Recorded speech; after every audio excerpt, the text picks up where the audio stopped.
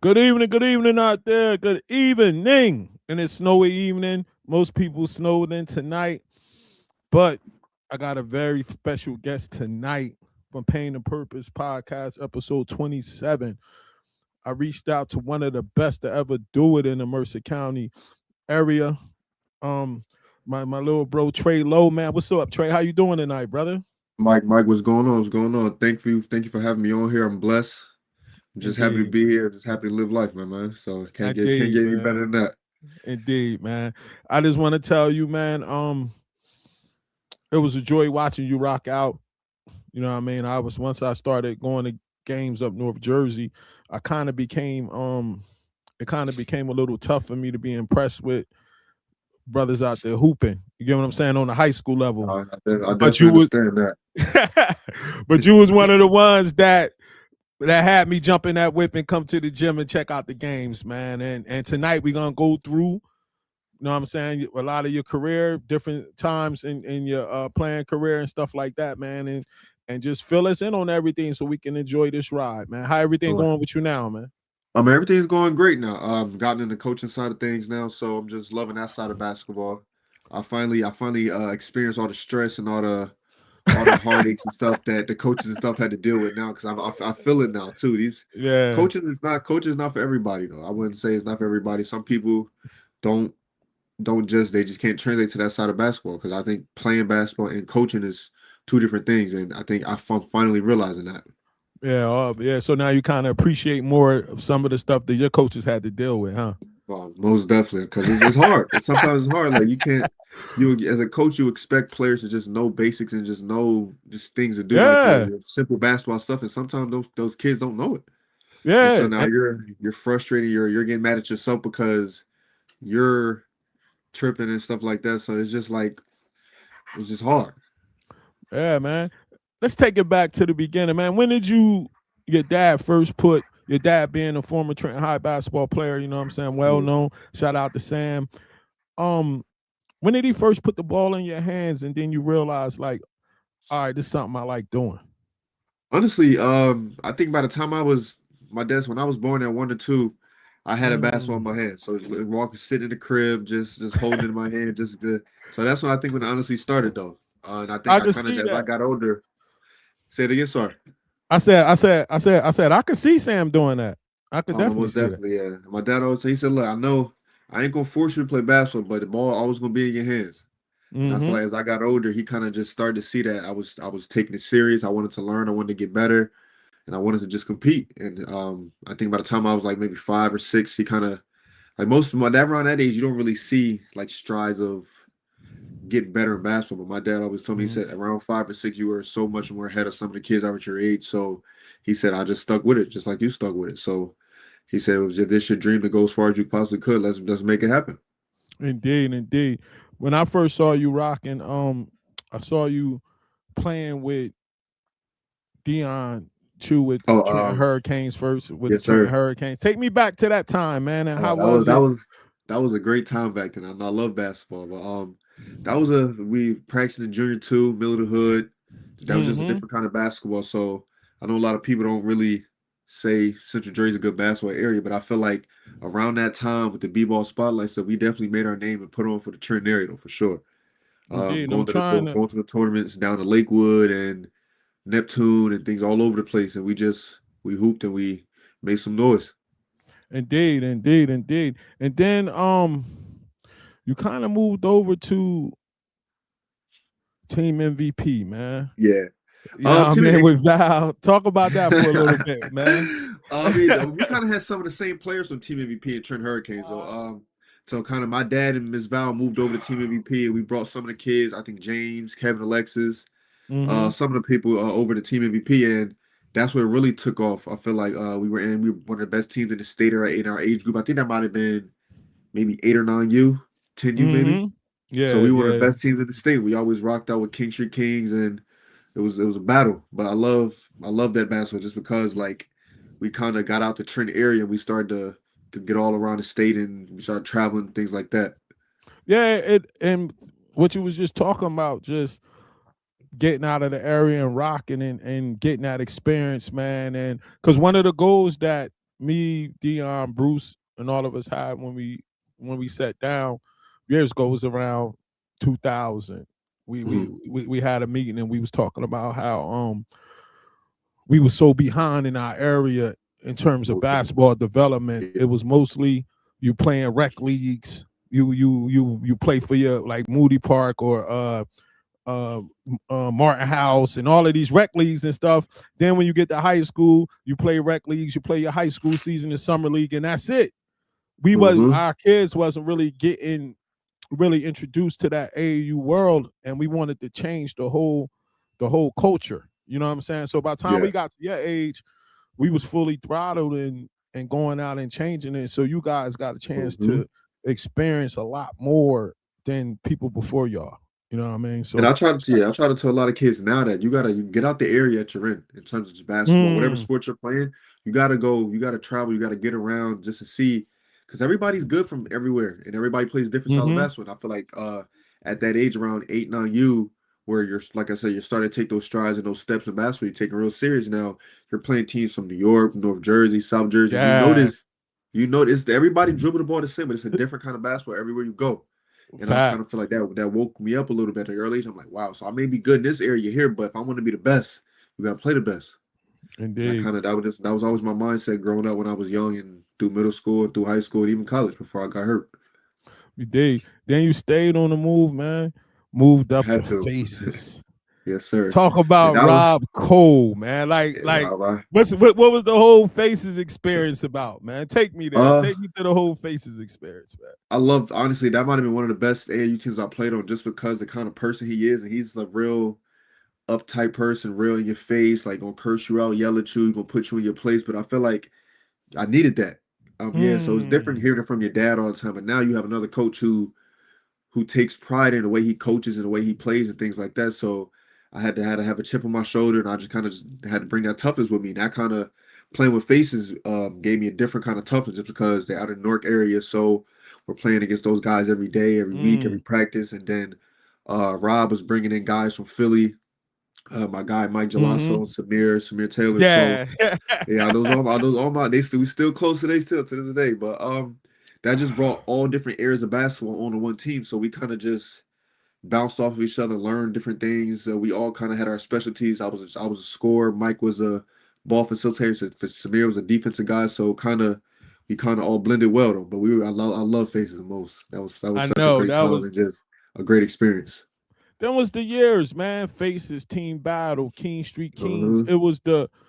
It was the quote unquote mom and pop teams, but everybody was playing for the name on the front of the jersey instead of the Correct. name on the back. You know what I'm saying? So the And we were battles was like every getting it in. every game was tough. Every game was tough. Yeah.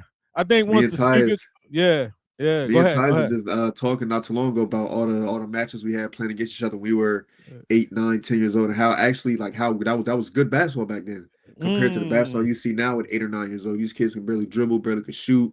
They can't dribble with their left or right hand. They can't make left hand mm. layups, right hand layups. Facts. So it just feel like I feel like the basketball we played at that age was so much more advanced and just so much more different than some of these kids in their AU experiences now. And we're gonna Like, definitely get into that later on in the interview, how the difference is and stuff like that. We're gonna definitely chop it up about that. Next, you had went over to my boy Diz. Oh, I got it all, bro. I got the Oh, that's archives, bro. crazy. I got the archives, bro. Oh One thing man. about my site, my Uh-huh. old blog, what I could do for you, like Okay.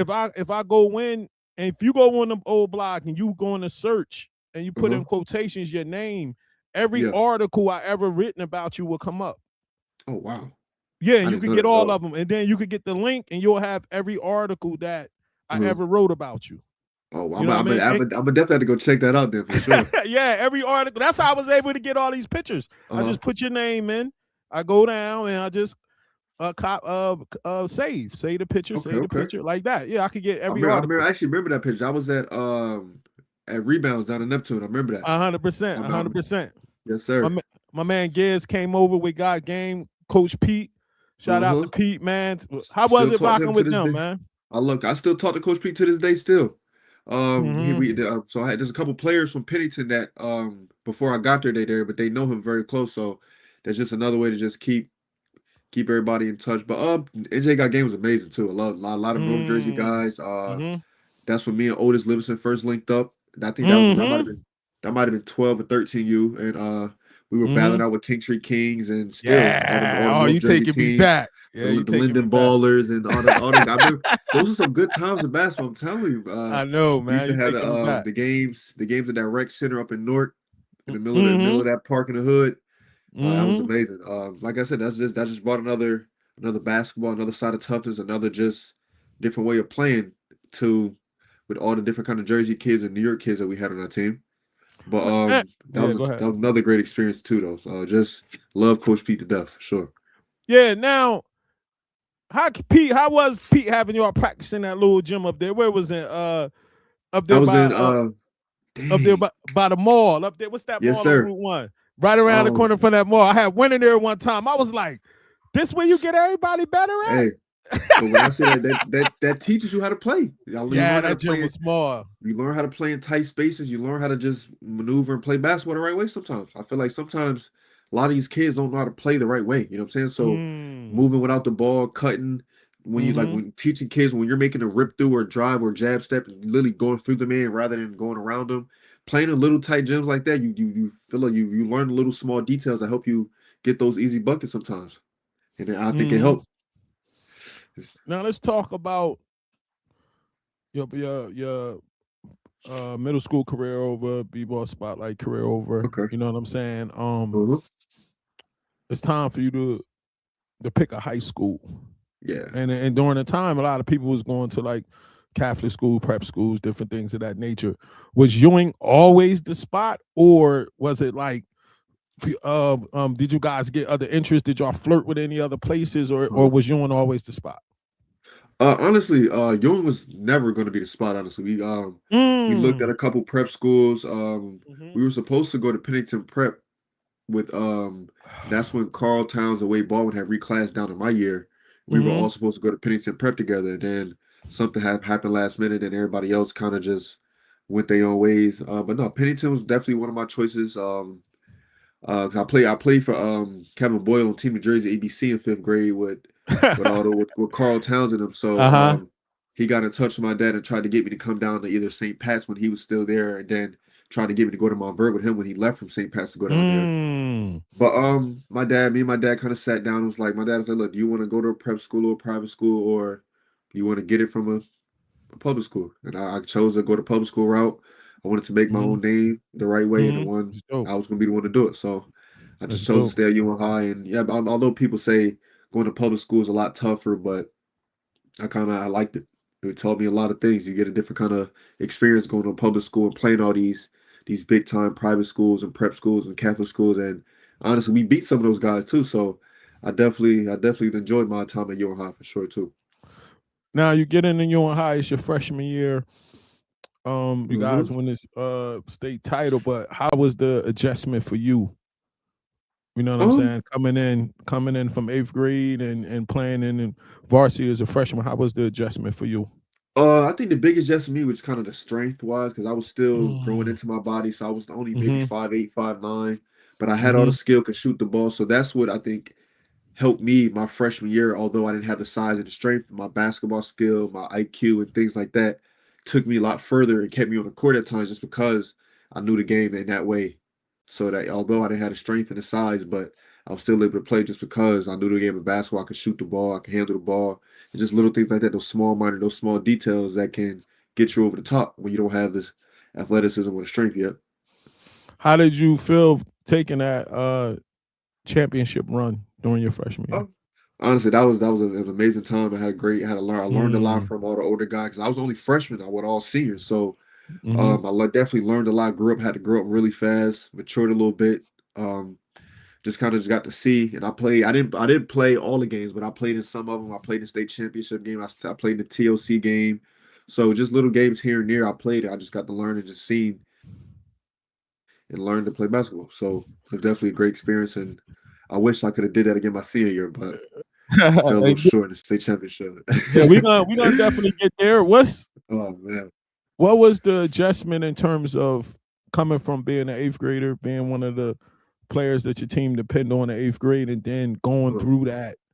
not playing like the way you played in middle school? Mentally, how did you and your family deal with that? Like, how did they keep you positive and keep you going? Because a lot of kids, they don't got that nowadays. They transfer. They would fall apart. But like I said, my dad was always very tough. My dad was a tough love kind of person. So I would come home from practice some days like, yeah, I'm mad. I'm not playing. I'm not getting playing. My dad said, look, you gotta figure it out.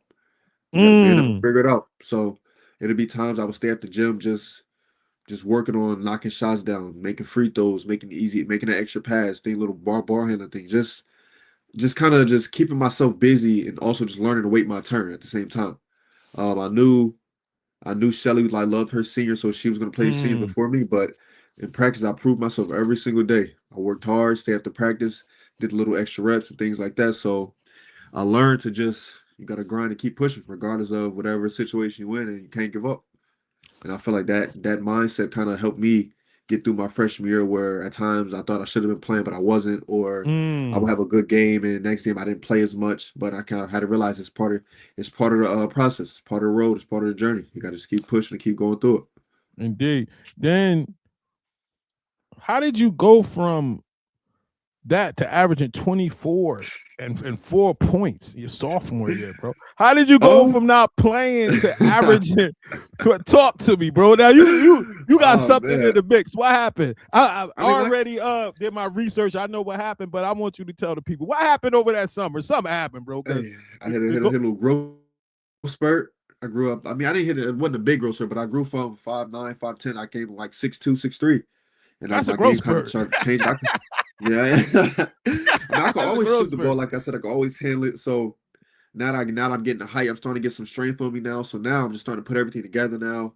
I'm taking my workouts more serious. I'm taking the weight room more serious now. So I'm really starting to lock in.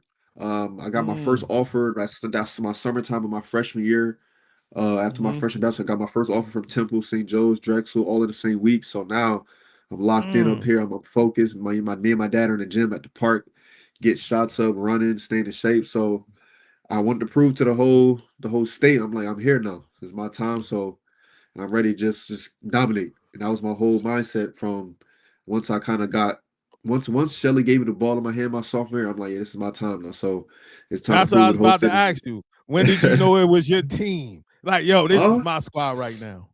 Definitely. So that's summertime for my freshman year, and we would have open gyms, summer workouts, and I'm killing everybody. I'm killing the seniors that's coming back to like get in shape to go to college. So I'm at everybody, and I'm turning that page. So, and I'm telling my dad, I'm like, yeah, I'm liking how I am right now. I'm loving my physicality. I'm just loving the kind of player I'm becoming now. So, like I said, I was locking in and just more focused than ever. So, and I wanted to prove to everybody that I was one of the best dudes in the state, and I was gonna make it happen regardless.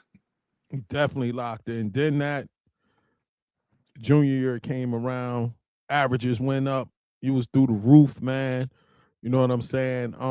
Talk about that junior year and what was some of the top memories that you have from that year. I think my junior might have been my most favorite year, honestly. That was Talk the year I about think I had I had about 1,000 points in that season alone. I was right there. So I was on a wreck that year. So now we have my New Highs on the map now. We're the #1 public school team in the state. So we got everybody playing as want to play at St. Pat's, St. Joe's, Metuchen, all the prep schools, all the private schools. So now more college offers coming in. And then I hit another growth spurt to like 6'6" at that point too. Yeah. So now I'm just really still putting things together now, adding more moves, adding more counters, and just staying locked in. And I feel like my junior is definitely my coming out year for sure. 100%. Sophomore year was cool. That could have been a fluke, but now the junior year is here. All the pressure's really on me. The spotlight's on me. And honestly, I think I handled it well. Stayed humble, stayed positive, stayed blessed, and just let my game do the talking. Didn't really talk no junk, didn't really argue with people, but if I see you in the crowd, we was gonna get it. We was gonna get after it though, and I feel like that was the mindset I had. Indeed, and when I saw you then, I was like,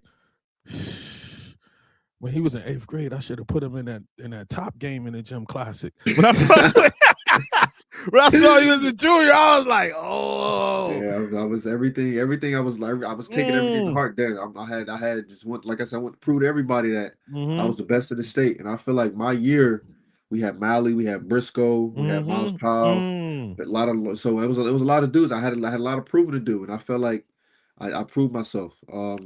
How did it I feel had making second team all state that year? I wasn't really. I've never been a person for the accolades and honors, Mm. but I was blessed to even be on any team. You know what I'm saying? So, like I said, I always say, okay, I'm on the second team now. I want to get to the first team next year. I want to be the best player in the state next year. And so I use everything, all the accolades. I would just fuel to keep me going and just keep me motivated and just humble me still. You returned to Rutgers, came up short Hmm. against Northeast Side. Take me back to that. That And was a like, tough game. wow. Their whole starting five all went D1, and they were all everybody that on that court was my height and above. So that was a Mm, different kind of game. They tried to physically just take me away, boxing mm. wanted me the whole game, pushing me and grabbed me one game, and always told me that might have been the hardest 20-point game I ever had in high school. Just because like every time I got the ball, somebody was in my face, somebody was grabbing me, somebody was pushing me. Mm-hmm. I thought they was going. I thought they was going to just let me rock.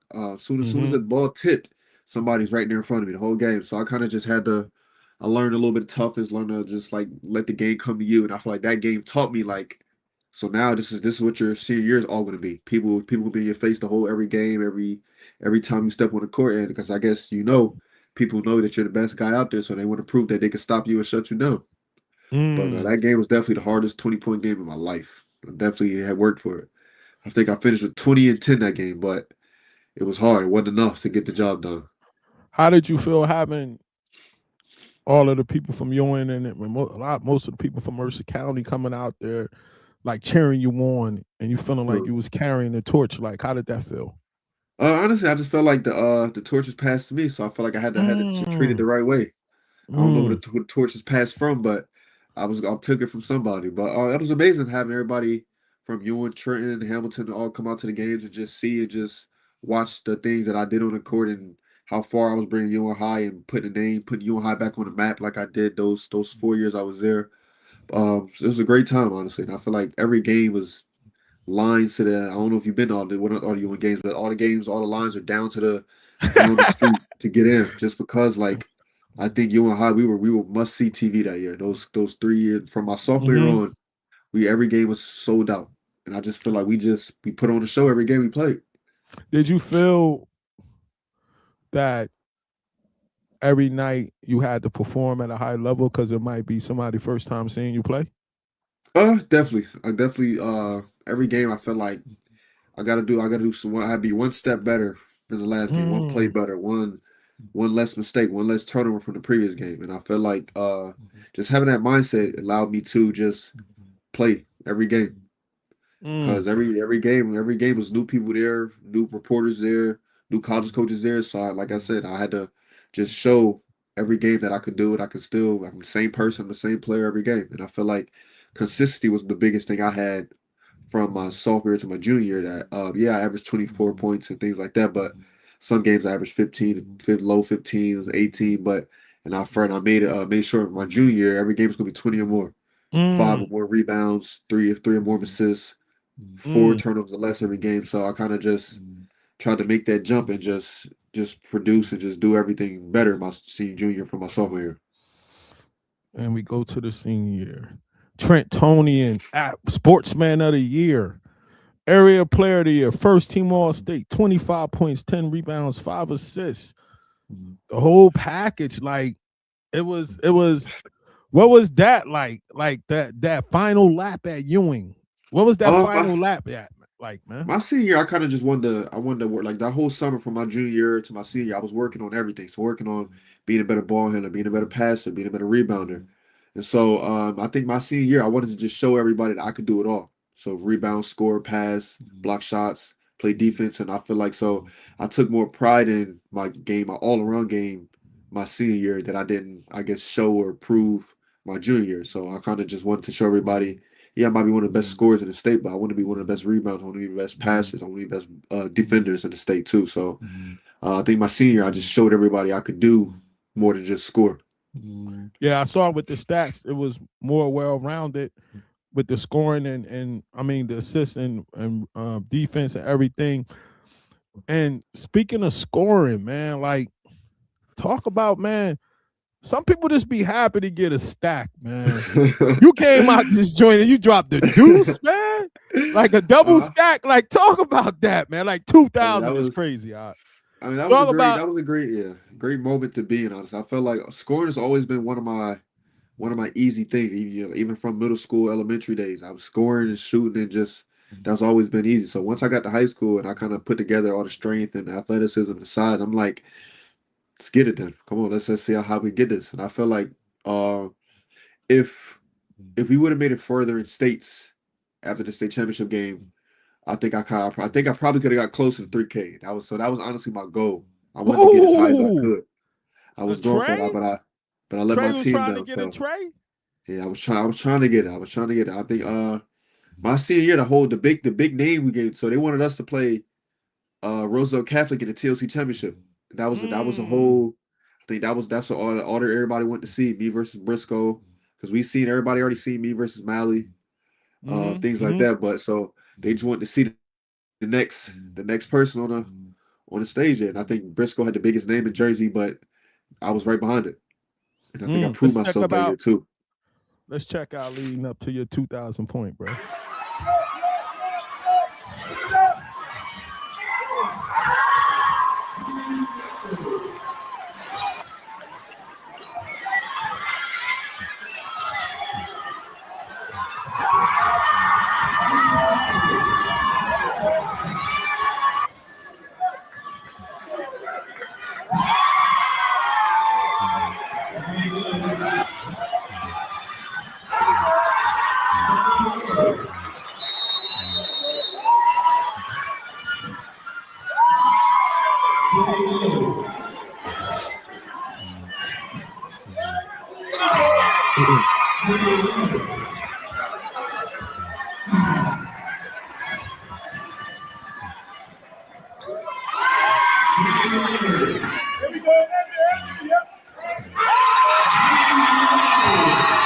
Mm.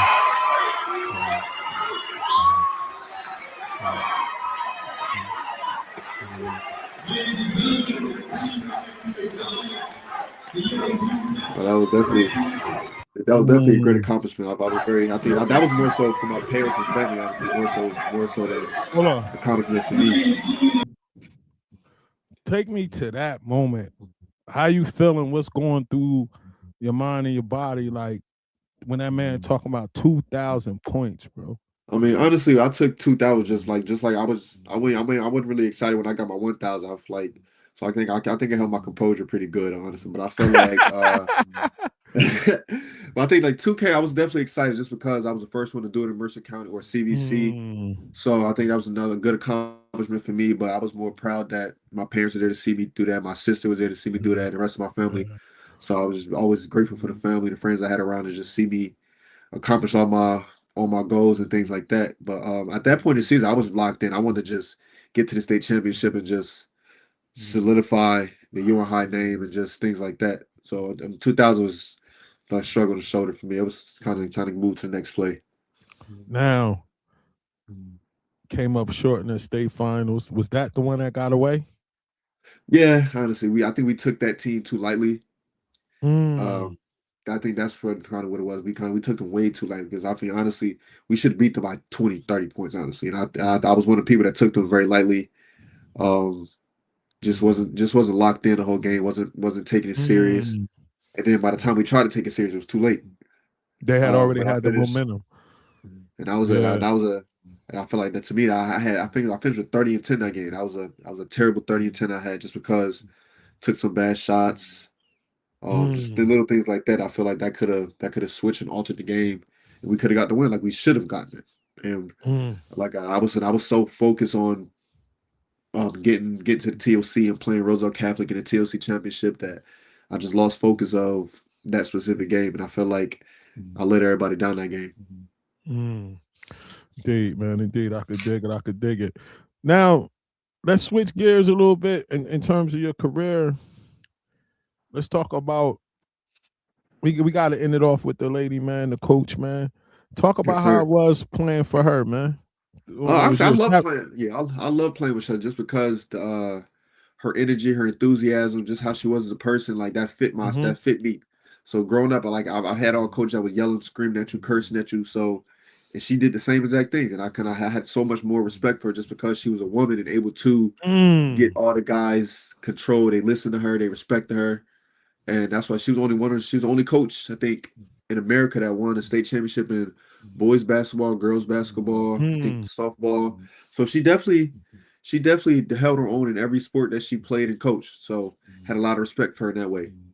That's dope, man. That's dope. And you also, of course, had to take it on the high school circuit at AAU. Played Hmm. for We Are One. Then you went over the team final.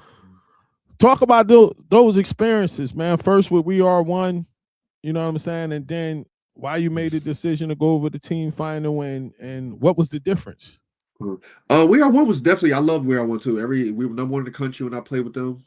It was me, Derek Jones, Malik Ellison, Tracy Carter. Woo! So Yeah. we had some dogs in there. We were number one in the country. We played. We won it all for the Under Armour championship.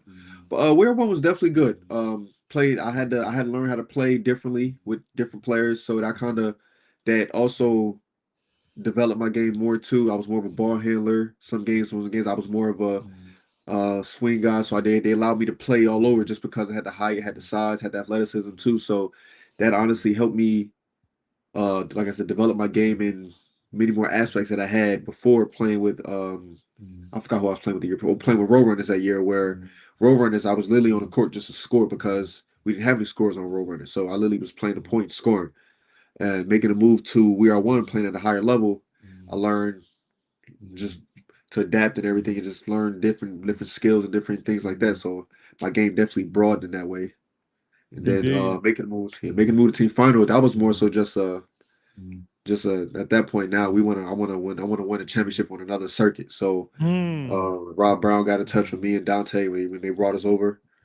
And we should have we was number one in the country too on the team final. We should have won the Peace Gems, but we fell short at that though. But I love team final. Team final is definitely probably more family oriented than We Are One was, just because I had Mally there, I had Shiz who was going to Temple with me, I had Dante who I knew.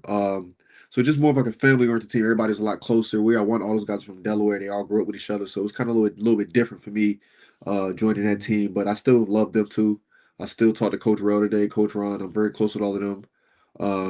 Even when I talk to Rob all the time too as well. So and talk to AB. So I love them all.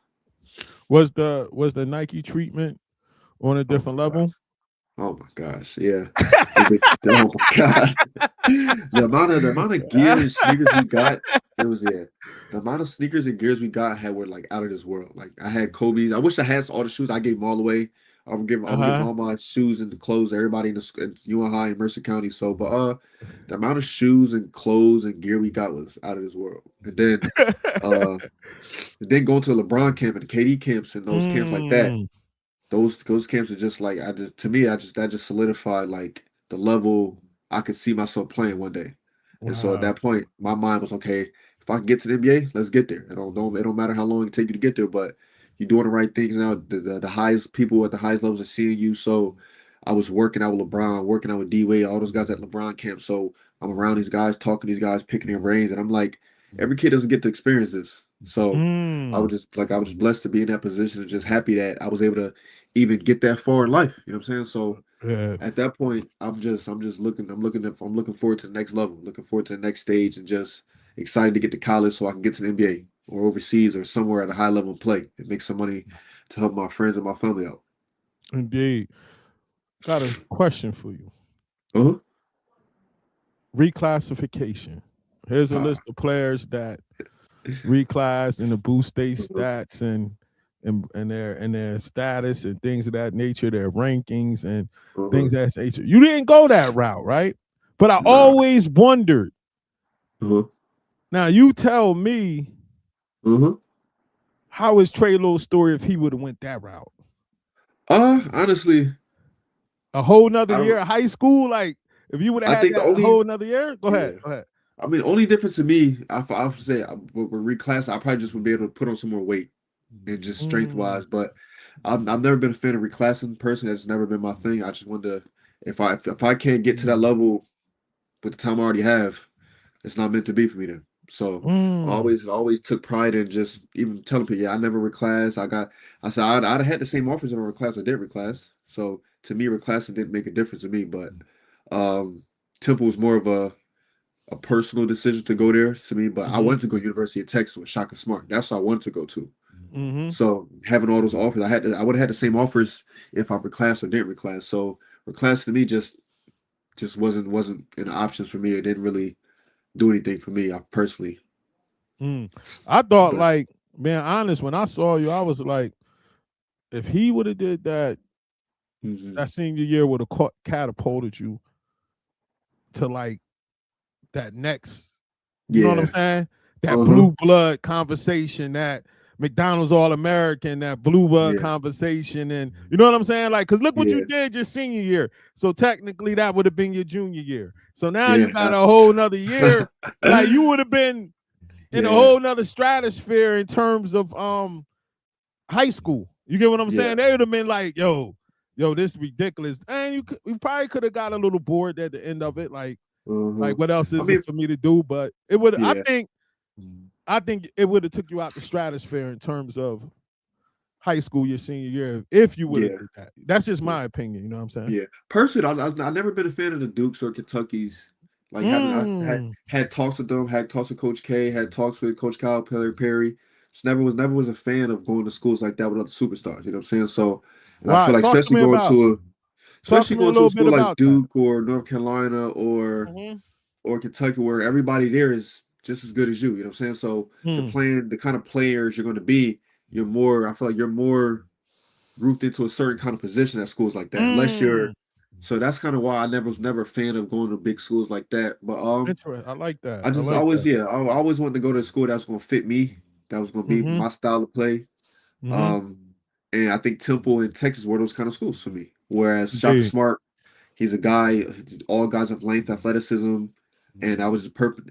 And I feel like going to Temple would definitely open my eyes to the college world, I guess, just Mm-hmm. because what I had to experience and go through. This is before I got hurt and everything too, but that's what made me realize all coaches are a lot different. And we'll Mm. get into the Temple stuff, like I know after all Yeah. this and stuff like that. But and I'll say what I got to say for that after this. Oh, But okay. um, yeah, reclass has never been one of my things, honestly. Just but if I would have did it, I probably would have went to school like Mount Verde or something down in Florida where I could just focus on basketball every day and just things like that and just put on some more weight by the time I go to college. But I don't think I would have switched my college school. Though. I probably would still with Temple. I like that. I like that. I was a Now very loyal guy. let's talk about the battle, man. Uh-huh. This was the battle everybody wanted to see. Uh-huh. It went on. How was that? Was it Trey and Malachi? Well, how was it for you? Like, was it smack getting talked before the game? Like, how was y'all off the court? Like, with the schools and the community? Like, you know what Uh-huh. I'm saying? We grown. We don't know y'all world. But how Yeah. was leading up to that battle in y'all world? Honestly, I don't think I talked to him that whole time before the game or texted him Wow. enough like that. Man, we both already knew what it was. We always knew every time we all know the whole city's coming to see us play. I remember Ah, I think that was the first time a writer ever sold out a game or something like that. that was crazy. We sold writers whole gym out. Mm-hmm. But honestly, the TCA they always had the better team. They always had the extra player. But to me, I just wanted to be the one to say I tried my hardest and want to be like, look, I'm the one that got TCA. I won. Just me. I didn't need help. I didn't need Miles. I didn't need Malachi. I didn't need Floyd. I didn't need Nudu and those guys. It was just me on my team. Mm. And I kind of Mm. and every year I always came up short every year.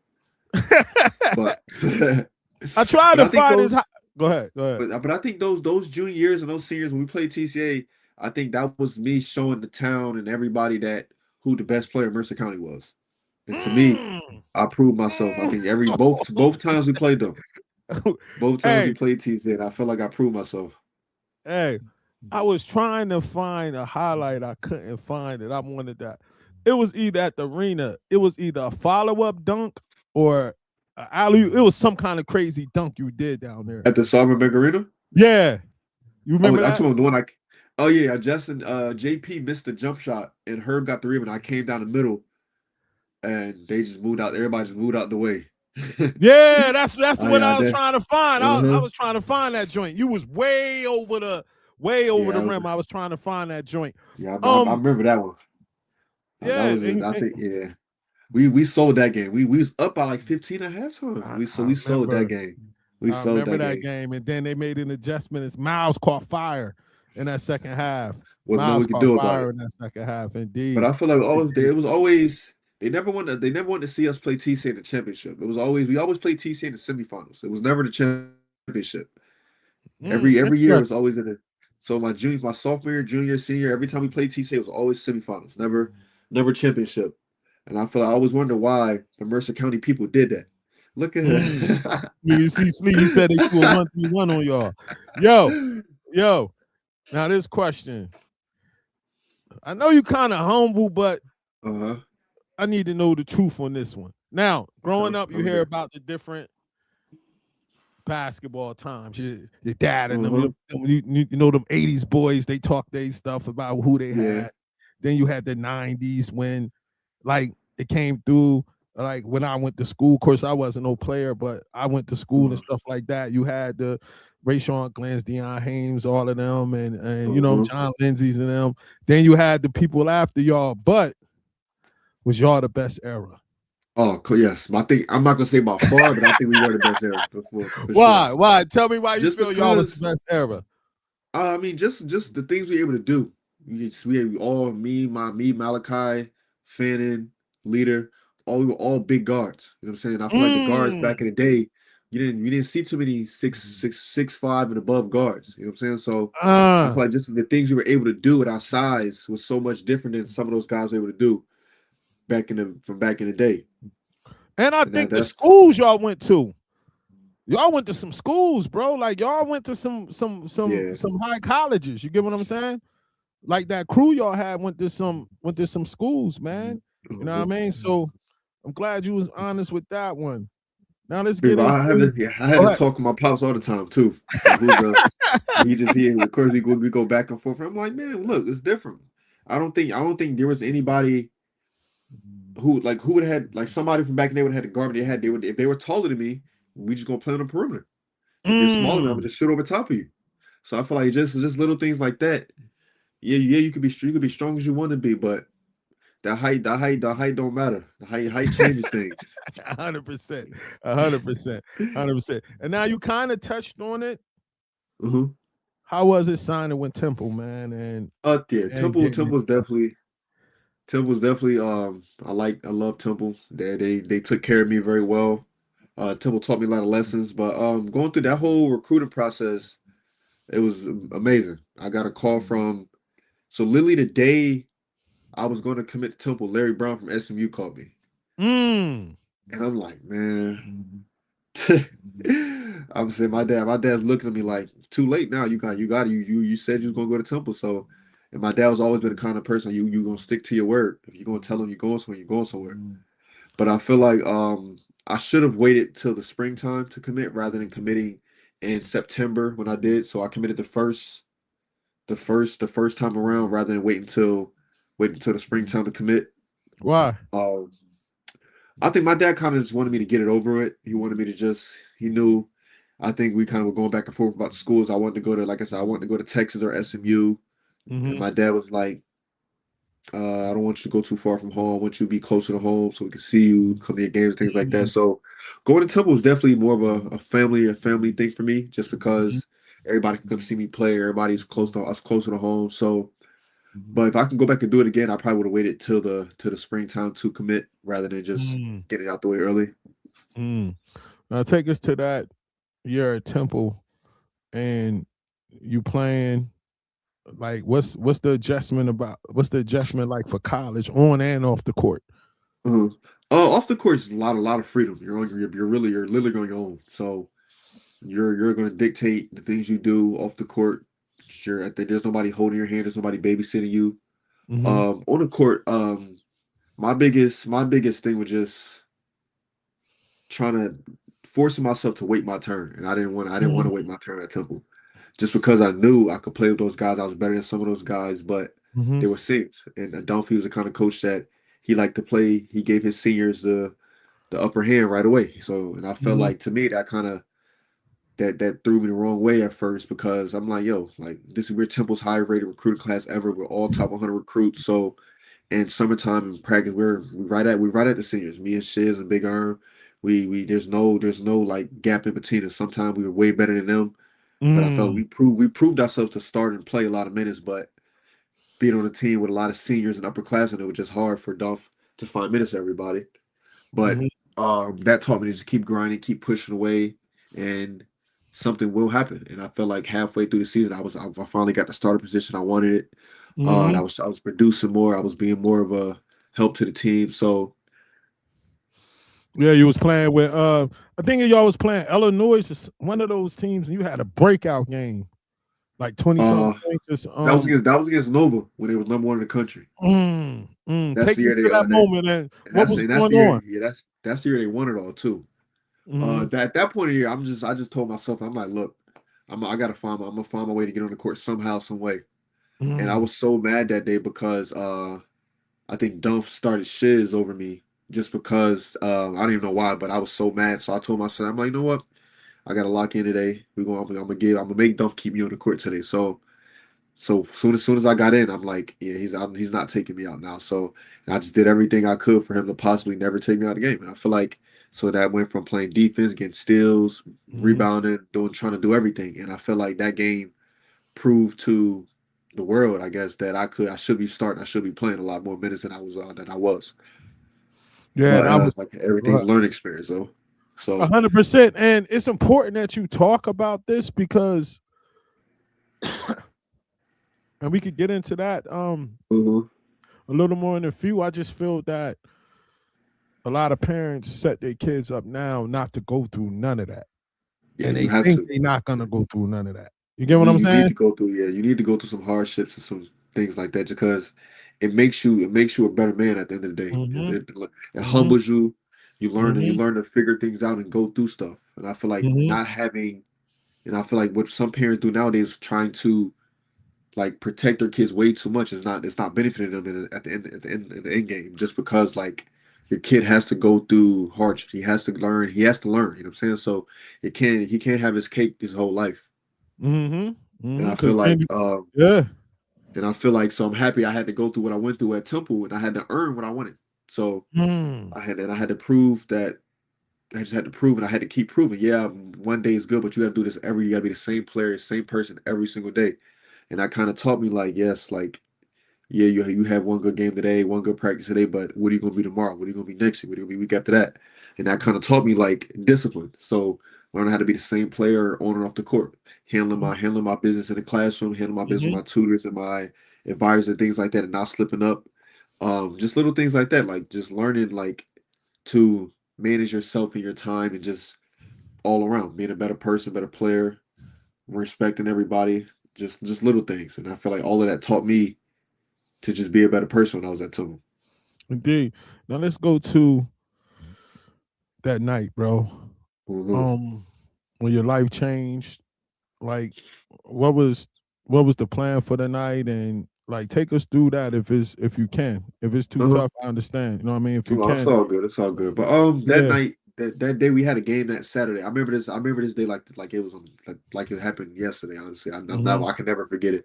But we had a game that Saturday at 12 in the afternoon, early game. So we won. I think we played UCF. Had a pretty good game. Had a pretty decent game. Um, After that, I went home. My teammates tried to this actually my Shiz told me, you don't need to go home. We got practice tomorrow. Just chill out here.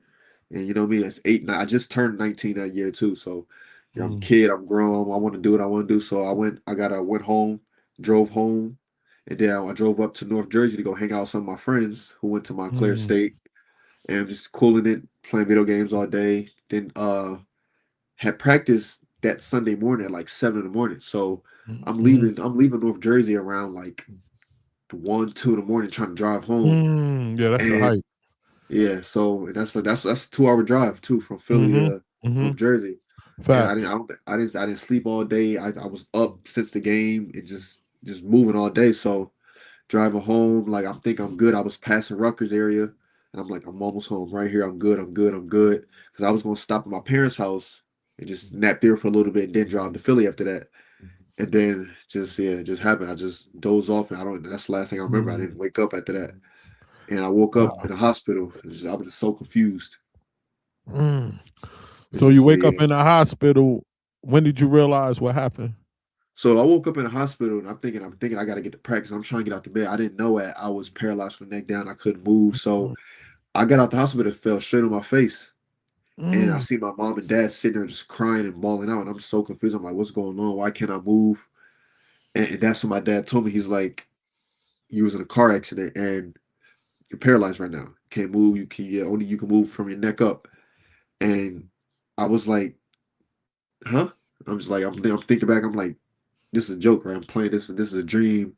I'm just dreaming right now. My dad's like, no, you're not. And my dad like he helped pick me up back off the floor, and all I can remember is me just like laying in there, just staring at the ceiling, like, and I'm like, what did I just do to myself?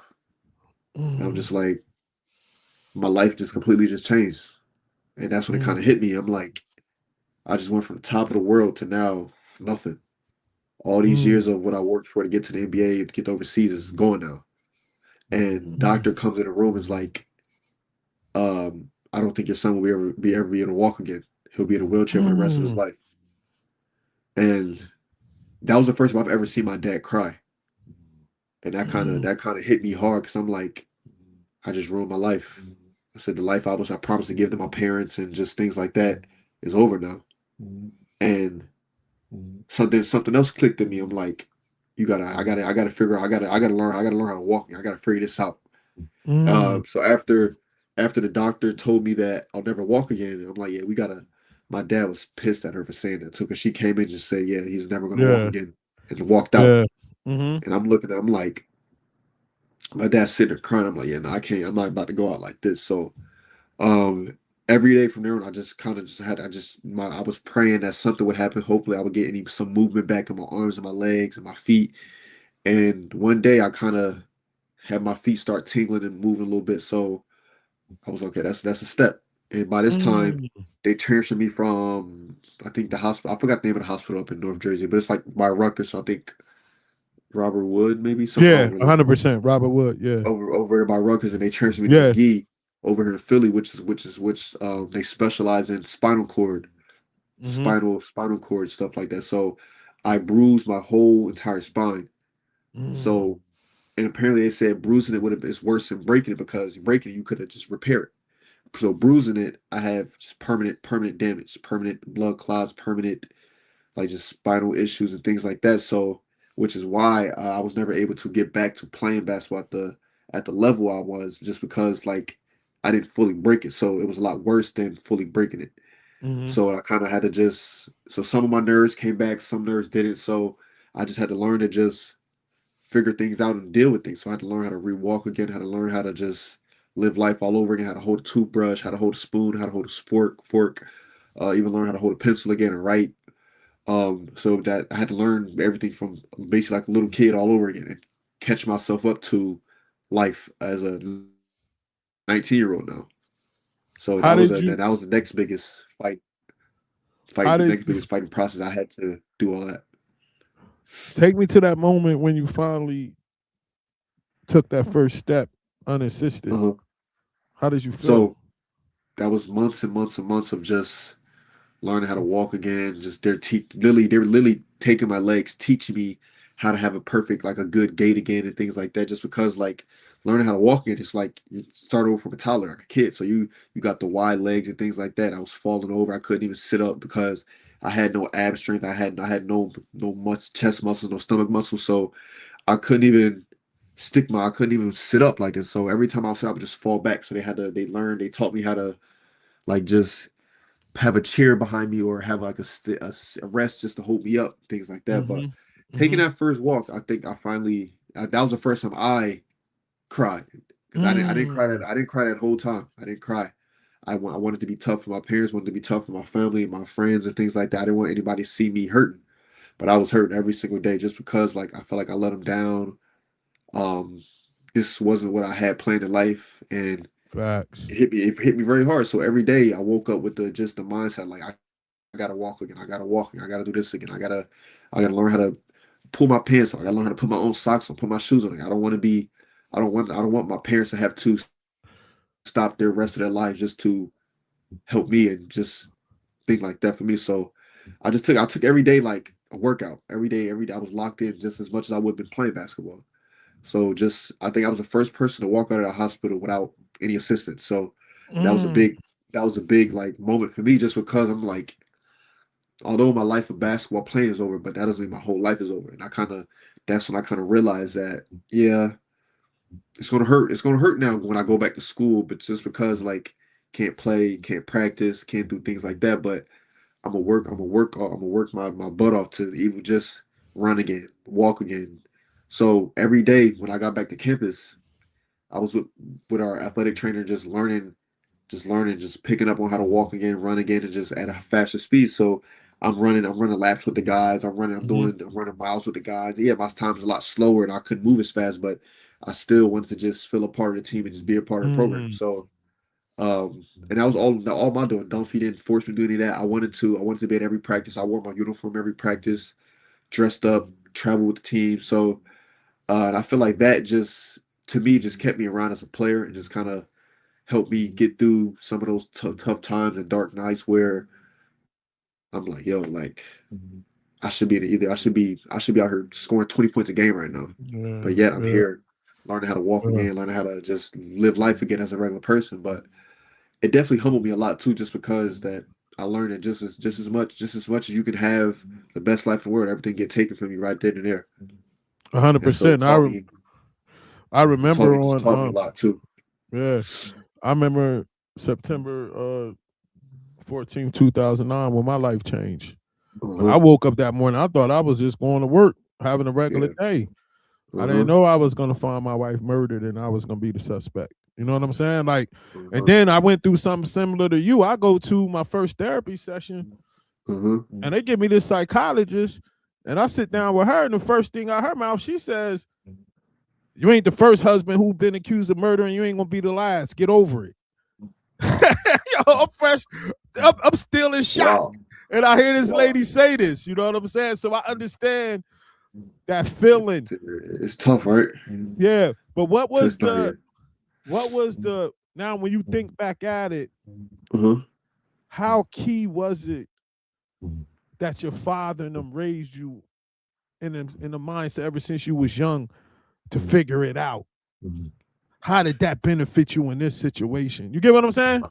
I think it helped a lot just because that I never gave up on myself. Mm-hmm. I always had like, yeah, something don't go right, you got to just figure it out. And he would tell me, he would treat me the same way when I was in my physical therapy and things like that. When I couldn't, I'm crawling trying to get up. He said, "You got to figure it out. Come on, you got to man up. Come Mm-hmm. on." But so my dad didn't change how tough he was on me ever, just because that like he's always been like that. So I think that helped a lot because there's times I probably could have gave up and just quit on everything. I don't want to do this anymore, and I probably wouldn't be as where I am today. You know what I'm saying? So Mm-hmm. I Mm-hmm. probably wouldn't be able to walk as much. I can go run like I'm in very good shape now. I'm probably more athletic and more in shape than the Yeah. average person, Uh-huh. despite all the spinal injuries and stuff that I have. And I take pride in just I still go to the gym every morning. I still Mm-hmm. run every morning. I still keep myself in shape. And I take pride in just take care of myself now. You know what I'm saying? So that taught me just don't, yeah, it's stuff may be tough, stuff may not go the way you want it, but you can't give up. And so I look at every day of my life is like, even with this coaching stuff now, stuff didn't go my way, but never gave up. You know what I'm saying? You got sometimes it's detours that happen in life and you gotta just keep pushing, you gotta keep moving, and you gotta make the proper adjustments and just make things happen.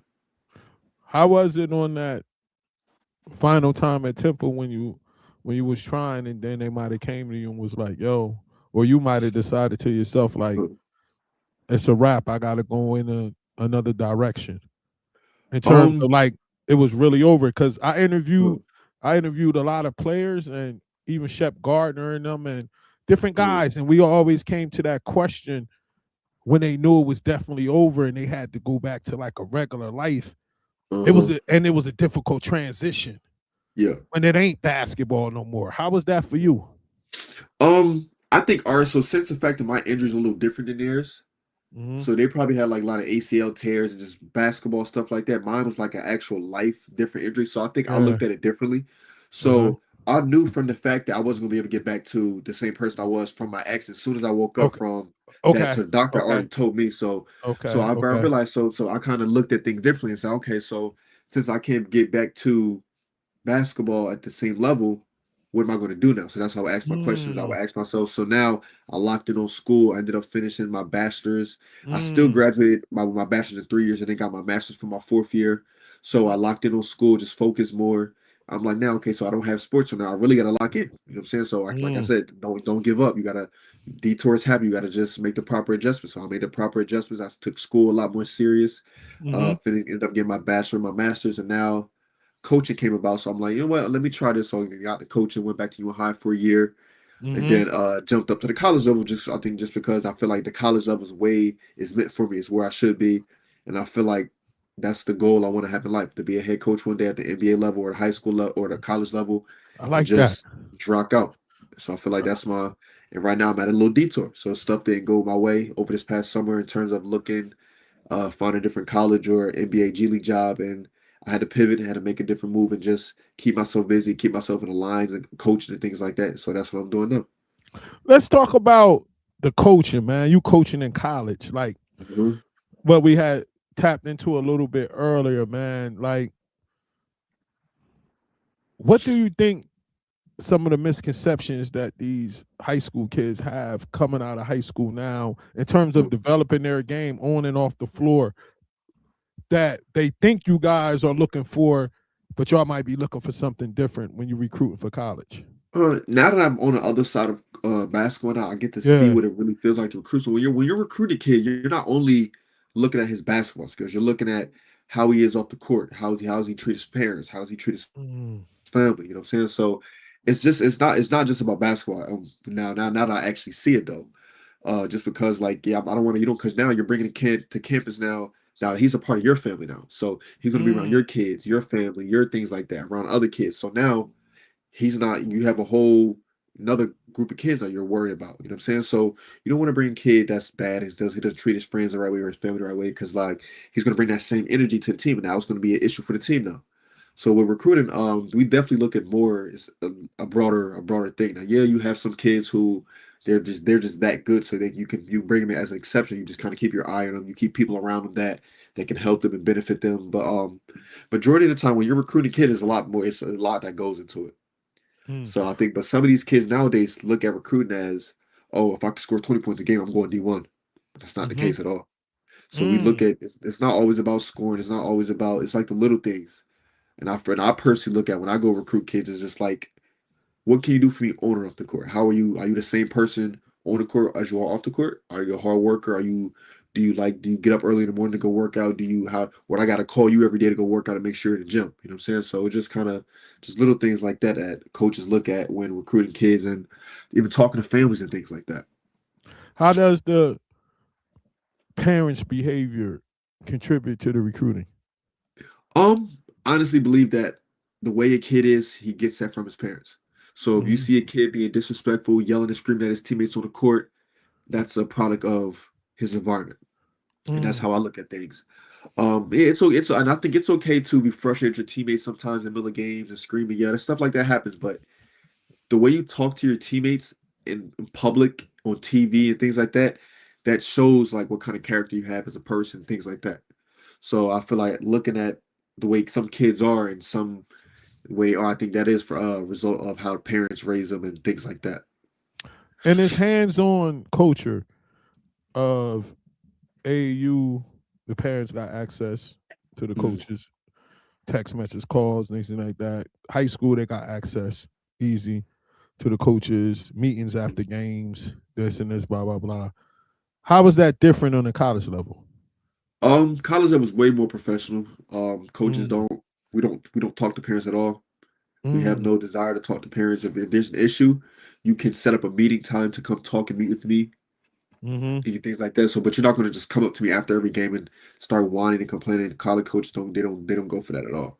So it's mm, just like I think it's a different kind of professionalism that we have at the college level versus high school, where a mom or dad can come complain to the coach right after the game or call him right after the game. A college coach, Mhm. he's not answering his phone, blah blah blah. He's not tolerating any of that just because of your kid now is grown. You know what I'm saying? Though you can't baby your kid anymore. Your kid has to learn how to, like I said, figure his own things out. So Mhm. you know what I'm saying? So you can't call me as a parent when your kid's in college and asking, oh, why is my kid not playing? Like, you know what I'm saying? It's like at that point you're babying your kid. You're calling him. You know what I'm saying? Mhm. So now if a player doesn't feel like he's getting the right playing time, he can come meet me as a coach. The player, we can Mhm. talk about it. But having Mhm. your parents handle your battles and things like that, that's not colleges. They don't do Mhm. that as much as college. How are y'all? How are y'all tolerating or dealing with this era of kids being super sensitive and It's a lot super harder. It's really difficult sometimes. But I'm the kind of person like I'm very good at adjusting to how kids are and people are. okay. So you have your kids you can yell and scream at in college, and you have your kids you got to talk to. You got to have a Yeah. different kind of tone. So Yeah. you got to as a coach you learn to just pick your battles. You learn who you know who you can argue with, you know who you can yell at, and you know you can't because they'll fall apart. So Yeah. you just learn to just adjust. I think that's the only thing. Yeah, I'm not a fan of how sensitive and soft kids are today, but it's this how the kids are today. You got to just adjust to it. Yeah. We in I do that with teaching too. We only got a Uh-huh. couple more joints left because I wanted to really get into this coaching. Now let's talk about this, man, because this shook up the world, man. Ooh. Let's talk about it, man. Now, how are I you think it's a as a blessing and a coach? curse. Yeah, let's get into it, man. Let's get into it. How are you as a coach able to coach a kid that, as an assistant coach, this joker might be making more than you? It's hard. Like, It's talk very to me hard. about It's it. Talk very to hard. me. Just so now it's like Uh just huh. because now some these kids are getting they're getting a lot of money, especially at these bigger schools or these schools that have a lot Mhm. more money. Some of these kids are making way more than coaches are, and it's kind of hard Mhm. just because like how to the words of respect level at that point. You know what I'm saying? So some of these kids, some of these kids do listen. They listen very well. They're respectful, but some kids they get all this money. They're just like, yeah, I don't gotta listen to you at this point. Now I'm making way more than you. I drive a very better car than you. My Mm. apartment it looks just as good as yours. So now Mhm. it's kind of hard. And I feel like you learn to as a coach and a player, you learn to just meet in the middle sometimes.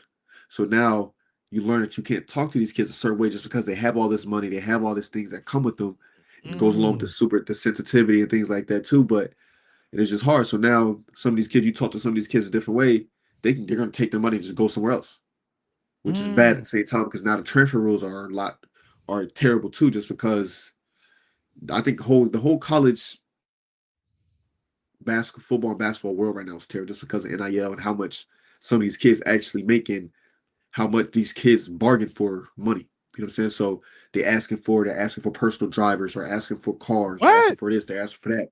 Yeah, it's Personal crazy. drivers. Yes. Yes. It's crazy. All They're right, asking for but houses for their parents and friends. It's crazy. So now the whole everything is in the players' hands now. So all the players dictate everything now, which is terrible.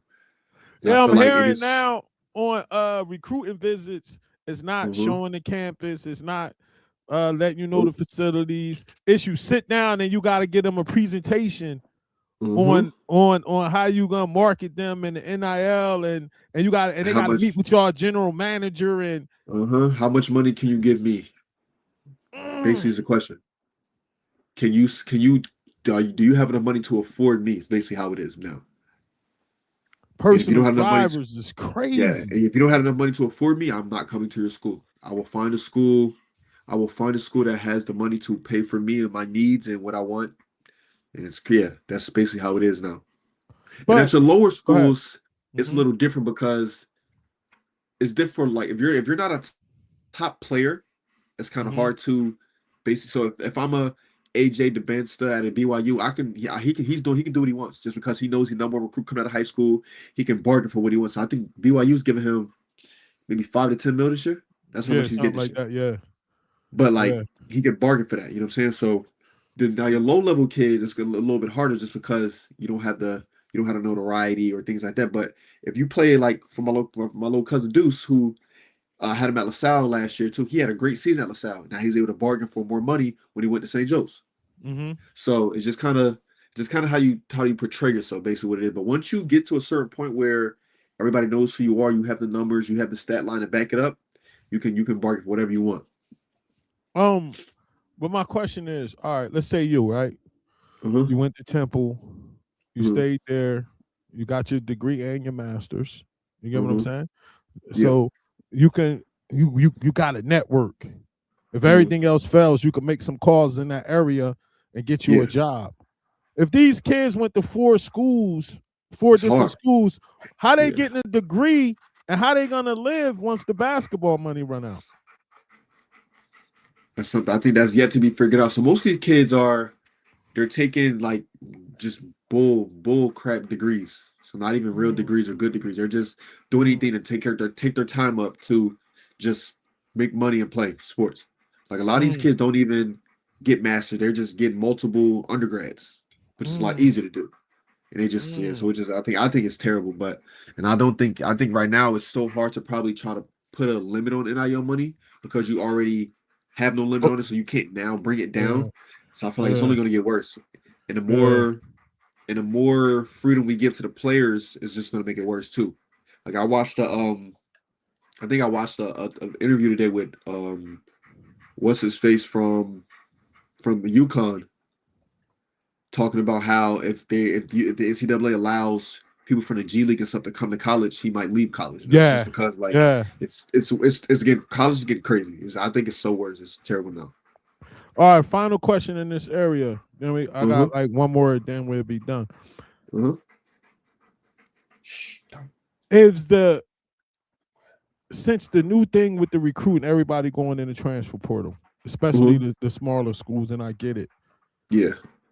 What's the urgency for parents to still run around and do all this AAU stuff if you don't have a top 50, top 100 kid? Like, what's the urgency to do all of that? If I because agree. now coming from you guys, are you guys on that level? Are y'all actively recruiting college high school kids? No, we're not. Unless you're a top 100 kid, we're not recruiting. Because now I can go get a fourth or fifth year, 6 year senior who can produce for me right now. He's ready for me right now.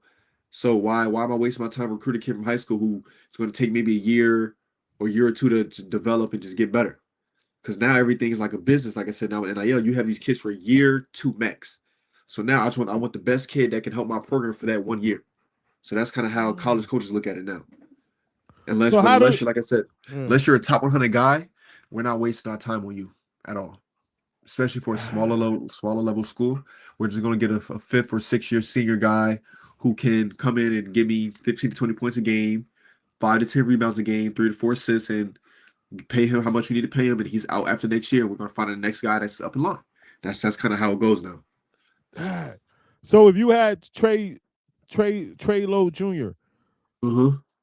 and he wants to play basketball and he want to play AAU and do all this, how you navigate through that knowing this? Honestly, I'm gonna just hope my kid is a top 100 recruit, and I'm gonna try to I'm gonna do what I can. I'm gonna do what I can as a parent to put my kid in the best position where Uh-huh. he can go to the college that fits him and that he wants to go to. Uh-huh. So I'm gonna just we're gonna have to lock in. That's all it has to be. And then talking to colleges, like since I know how coaches recruit things like that, it's gonna be a little different now because I understand how things are. Uh-huh.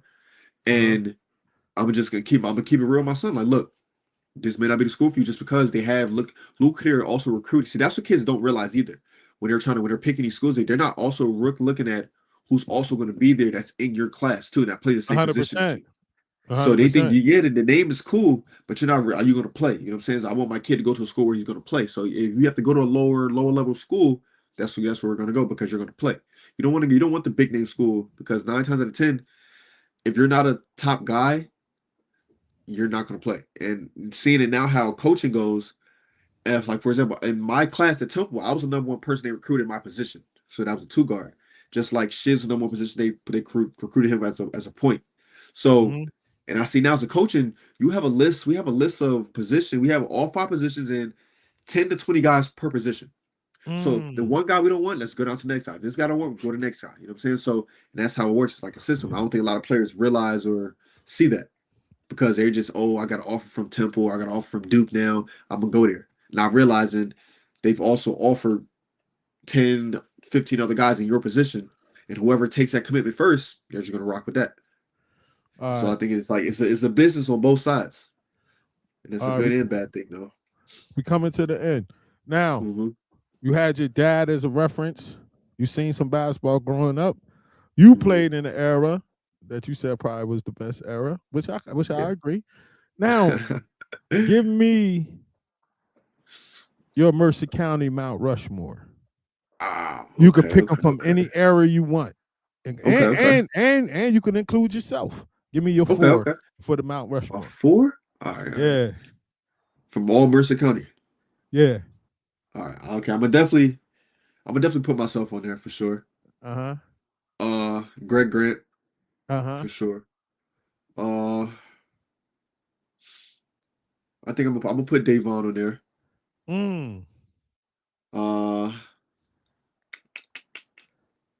See, I don't really know too many of the train guys that went back there. I only know Greg Grant and my pops. I don't really know too many of them. Or I only know the OU guys either like that.